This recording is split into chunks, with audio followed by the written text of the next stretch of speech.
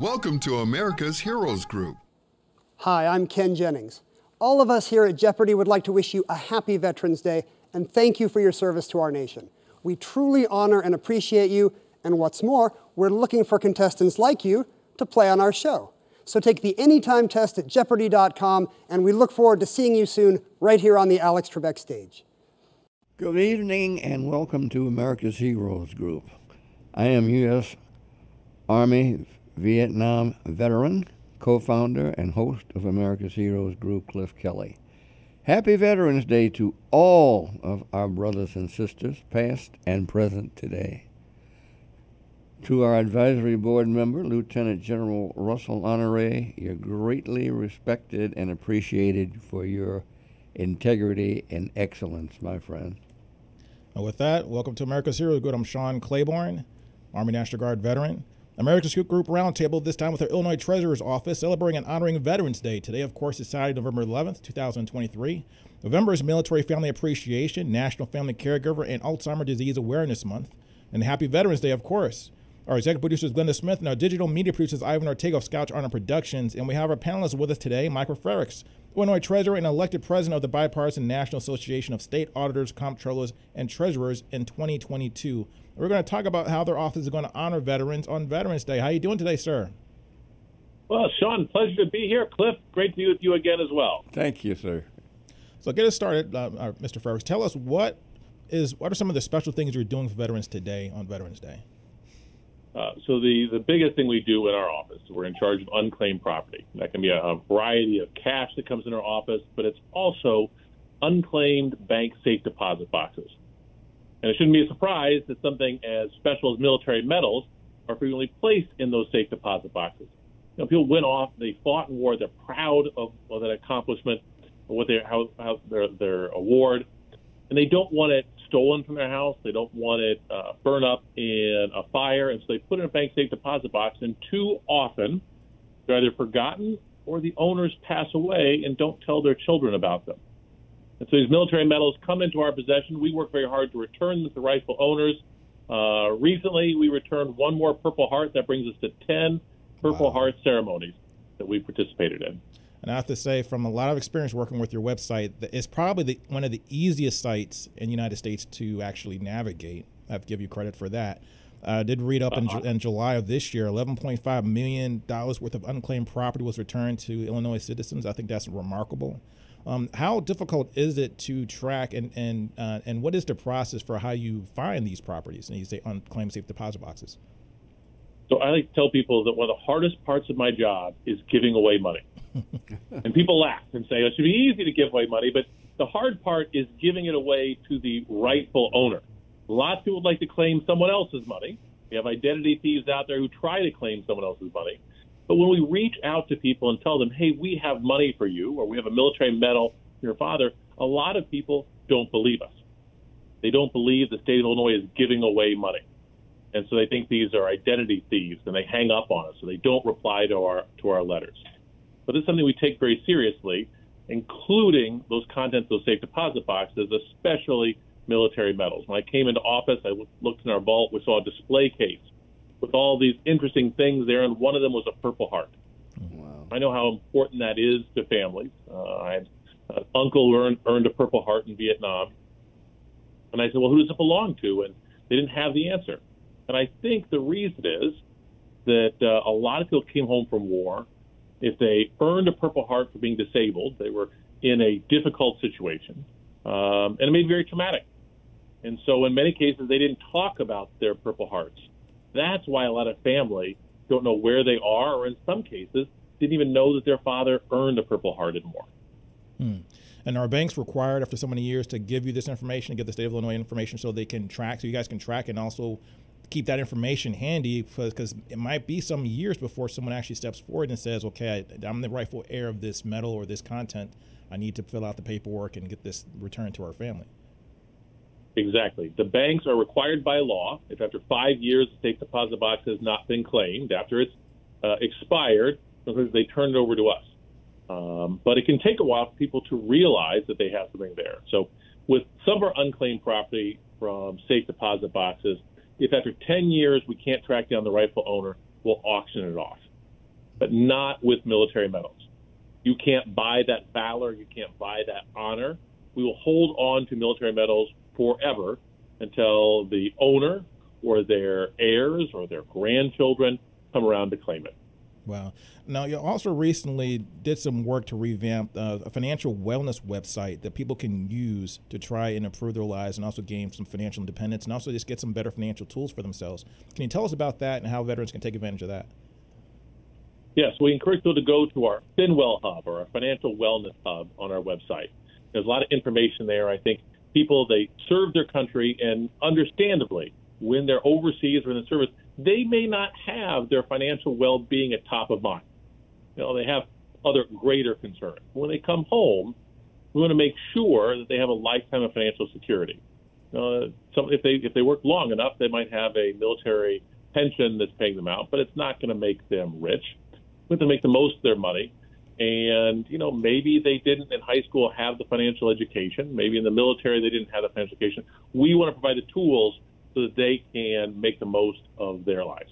Now, you just recently... Treasurer French, this is Rochelle Crump from the National Women Veterans United. And I was just wondering, are there any times when there are like artifacts or medals or anything like that that belong to women veterans? Yes, so we'll have things that we haven't found any Purple Hearts yet for women veterans, but as veterans out there might know, we have 8 Purple Hearts in our possession. We know who rented that safe deposit box, but we don't necessarily know who the medal belonged to, because I think a lot of veterans will come back. Maybe they have an award, they have a Purple Heart, and they're transient for a while. They're looking to settle down, and they'll give it to a parent or maybe a sibling to take care of. So also Purple Heart, a Purple Heart is a Purple Heart is a Purple Heart. It doesn't say what theater conflict it was earned in. It doesn't have a name engraved upon it. And so that's even that much more difficult to return. We've returned 10 to date. They really are some of the best, most special times of my time as treasurer. Wow. I think that's really remarkable that you guys are actually doing that, and I did not know that you had a longer window to claim property, because you can claim property for up to 10 years normally, but you can go beyond that even when it's a medal. I think that's really remarkable. Now, you're a new father. Tell us about your twins and how has that transition been, juggling what you do every day plus having to take care of 2 twin boys. Juggling is a great verb there. I like to tell people they are wonderful, but they are a handful. They are exciting, but they are exhausting. There are nights when they let me sleep a good amount through the night, and then nights like last night where they just took turns waking up and took turns napping today so that I didn't get my nap in. But they're a joy, very excited. We weren't planning on having 2. They're identical twin boys. But something that my grandfather was an identical twin. My wife's grandmother had identical twin sisters, so they sort of run in the family. And like I said, they're wonderful. They're just sometimes a handful. Wow. And what other things did you have for veterans that they can take advantage of, that some of the services that the state treasurer provides that we don't know about? Well, so we really believe in diversity in our office. When I came into office, what we found is the investment community didn't necessarily look like the people that I went out and campaigned for. And so we took efforts for what we call MWVD preferences. We want to reach out to minorities, women, veteran, and disabled-owned business owners in the financial services industry. So that's one place. We also make investments in companies through like venture capital firms. We call it our Illinois Growth and Innovation Fund. And we've made a real effort there. An industry that's typically white and male, we have, I think, now 43% of our investments are through MWVD firms. So we're trying to make sure that everyone in the state has the ability, has the tools they need to live whatever their version of the American dream is, and that the people and companies we work with are reflective of the voters who and citizens of the state who pay taxes. What would you like to see financial institutions do in order to help you with that mission? So we partner with a lot of financial institutions. I'm the chief banker for the state of Illinois, but we don't have a state bank. We have partnerships. We have relationships. Those banks have relationships with customers. Those banks have lenders out there. But we've seen in the past, sometimes those banks don't always lend equally throughout the city or the state. So I joined with the city comptroller a few years ago to create the Advancing Equity in Banking Commission. Make sure the banks, the report had come out that one bank had invested the vast majority of their loans in a few neighborhoods on the north side of Chicago. They weren't making loans on the south and west side of Chicago. And so we brought several banks together and said, this has to change. We have to have equity in banking. If we really want to grow as a city and as a state, we have to make sure that everyone has equal opportunities in the financial services industry. Now your go ahead. agency also has grants. Tell us a little bit about that. So we don't have a lot of grants. I'm the chief investment officer for the state of Illinois. Normally when we make an investment, we hope to get a return, but we do have the Charitable Trust Stabilization Grants. This is for smaller nonprofits out there. Smaller nonprofits with less than $1 million in annual budget. They're helping people with food safety or housing or workforce development if they're getting people the skills they need to get good jobs. We offer up grants twice a year to these smaller nonprofits to help meet needs in our state. The state can go out and try and meet some of those needs. When we work with these nonprofits, a lot of them might be faith-based. They attract a lot of volunteers. They raise money themselves. Our state dollars can go a lot further by partnering with these nonprofits than we can by doing it ourselves. Yeah. I think a lot of times the state treasurer doesn't get the attention, or the office of the state treasurer doesn't get the attention oftentimes that we as citizens maybe need to pay more attention to. And I would offer this to anybody who was state treasurer, no matter who it was. So I'm not just giving you special privilege, but give us a 30-second commercial of what your office has been working on since you've been in office.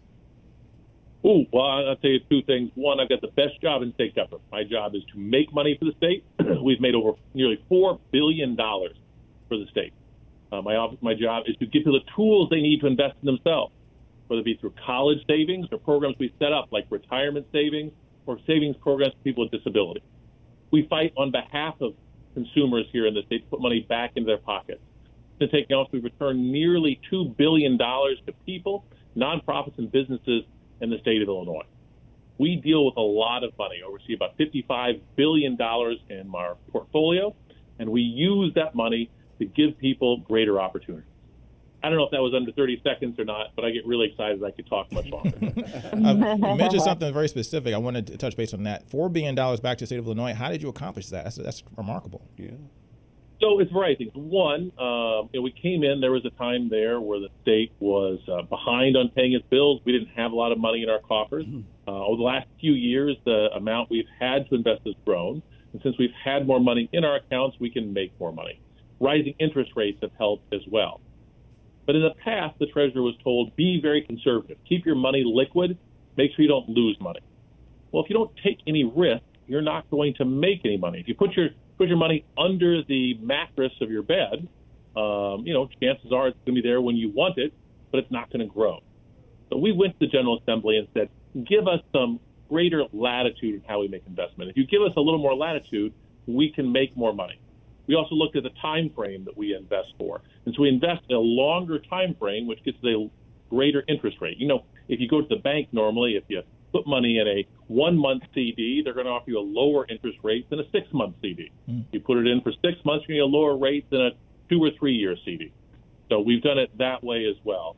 By doing things differently, we've also tried to make an impact in what I call a double bottom line. When we invest in Illinois-based companies, we still make money. That's more money that can be spent on our schools, our universities, our roads and bridges. But also when we invest in Illinois companies and they're able to grow, they're able to hire more people and pay salaries, that's even more tax dollars coming into the state. So we've changed our focus here. When we invest in infrastructure, we invest in Illinois-based infrastructure and attract more dollars. When we invest in Illinois startups, we invest in Illinois-based companies to help grow, give more opportunities to everyone in our state. I like the idea that a lot of banks fell into problems because they had longer-term maturing bonds, and those bonds were maturing, but they couldn't. People were redeeming these bonds, and they had to sell them at a loss. But you did the opposite. You were buying these longer maturities as the rates were going up, taking advantage of the inflation and the rising interest rates. That being said, did it cause any kind of problems for you, or any kind of obstacles for you having a rising interest rate environment and happening so quickly over 2022 and this year? Yeah, no, it's provided opportunities for us. Now, still, we need to maintain liquidity so we can pay our bills in a timely manner. We don't take too much risk. When I talk about our investment in Illinois entrepreneurs, we only invest up to 5% of our state portfolio in those type of things. We invest in infrastructure, only up to 5%. So a lot of our investments might be as long as 5 years, but many of them might be as short as overnight. You know, if you've got $3 billion or $5 billion sitting around, doesn't need to be paid out tomorrow, or maybe needs to be paid out tomorrow because it's sitting there tonight. We have investment vehicles for as little as overnight to make fractions of a percentage of interest, but a fraction of percentage on interest on $3 billion is still a lot of money. It compounds over time. And so we try and work very closely with the Comptroller's office to figure out when money needs to go out, and we try to invest it as long as we can to get the highest rate of return. So before you go, we have about a few minutes left. Tell us some of the things you want all veterans to know about, and also let us know if anybody was in your family was a veteran and what that meant to you. Yeah, so this is why Operation Purple Heart is so important to me. I recently wrote one of my e-newsletters talking about the uncle I never met. Now, my mom always referred to him as Uncle Doug. My aunts and uncles referred to Uncle Doug. I never met Uncle Doug. I never met him because he died in Vietnam on the day my parents were married. My Aunt Bev was a bridesmaid in that wedding. They did not know until a couple weeks later when a couple officers in the Army showed up to let her know her husband had been wounded. He earned the Bronze Star for that, earned a Purple Heart. I think he had 7 medals in total, and he was just someone that, even though he wasn't around, his memory was kept alive. And so when I saw that Purple Heart, I know how important it is to families. I wanted to return that. We've made this a big effort. I've deputized some of my staff, made them detectives to go out there and search the internet to try and track these people down. And we've returned 10 Purple Hearts so far. They really have been tremendous ceremony. There's one gentleman we called, he was living in Mississippi. He had given his Purple Heart to his mother in East St. Louis. And when she passed away, he didn't know where she had put it. He thought his Purple Heart was lost. We called him and said, where can we mail your Purple Heart? And he says, do not put it in the mail. I don't trust the Postal Service. I will drive up to Chicago to get it. He drove up to Chicago from Mississippi to get his Purple Heart. Wow. Now, he did have a son who was living here as well. But I asked him, I said, now, how did you earn this Purple Heart? What happened? And his voice quivered and his eyes got teary. And his son who was sitting next to him said, Dad doesn't talk about that time. And I think that's part of the reason why it's so difficult to find the owners of these Purple Hearts. Because this individual, you know, he watched some of his buddies die. And he didn't say this, but I know there are other people who sort of have survivor's guilt. You know, I got shot, I got wounded, I got a Purple Heart, but, you know, maybe my buddy took a bullet that was aimed for me. And they feel bad for being here. They don't want to talk about it. They don't brag about this. We returned a Purple Heart to one woman. When we told her that it belonged to her father, she said, well, that can't be. My dad never earned a Purple Heart. He came back from the Korean War, never told his family, never talked about it, put it aside in a safe deposit box. So this is why it's difficult. We still have at least 8 more Purple Hearts we'd like to return. And if any veterans out there listening say, hey, I want to do something for my fellow vets, then go to our website and search for Operation Purple Heart. This is something I started a couple of years ago. We put out the information on those safe deposit boxes, right, to provide some clue. Someone out there may recognize a name. They may recognize that bank. They may be able to give us some bit of information that will ultimately have us track down the owner or their rightful heirs. And we would love to return more of these. I really appreciate all the work you guys are doing at the Treasurer's Office. You are a great wealth of information and also a great civil servant to our state of Illinois. Michael Frerichs, thank you for your time. Right. Sean, Cliff, thank you both very much, and have a happy Veterans Day. Happy Veterans Day. Thank you. Cliff, that was really special. Rochelle, any final words or thoughts? Yeah, I mean, the programs that are there are great, and he does a really good job in outreach to let people know what's going on in their agency. They have wonderful staff there also. You know how you have some agencies you can't get any information to sometimes, and, they're really like hands-on returning calls, and outreach, in the communities are great also. So, we look all the time for agencies that can accommodate our public, if you will, and then especially our veterans when we're looking for so many things. And I really hope they find those, owners of those Purple Heart medals. I think that's important to a lot of people, and we'll help get the information out by doing just what we're doing now. That's right. Talking about it, bringing them on the line. That's so important. That's right. To everyone. So he does a great job. He's a very personal person. I got to cut you. Let me cut you off right there. We just ran out. We're getting over our time spot. But I appreciate both you guys and also your input and everything, and also really appreciate what Michael Frerichs is doing as a state treasurer. Once again, go on to the Unclaimed Properties website. I preach this all the time. Do it. Just don't worry about how long it's been. Just go in there and check. America's Heroes Group. We'll be right back.